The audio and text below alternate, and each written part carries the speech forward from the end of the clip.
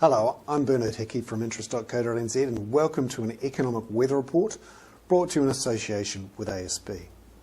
Now this really is a long-term economic weather report because I'm looking at the demographics of New Zealand and what's happening with our working age population versus those that are retiring. This really is a story about when we want people to retire and how much we can afford for them to retire.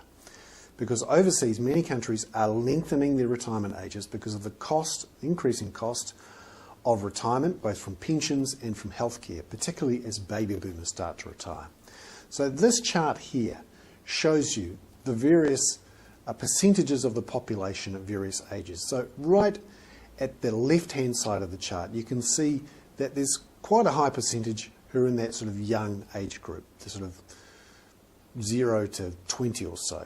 Then it drops off through the 20s and the 30s and then starts to pick up again through the 40s and the 50s, and then obviously drops off again towards the end in the 60s, 70s and 80s as people decease.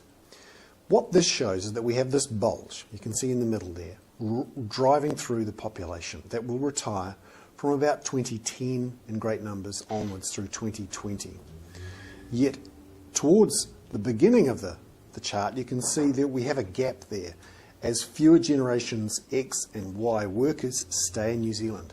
We're going to have a relatively low number of people who are working, supporting a relatively high number of people.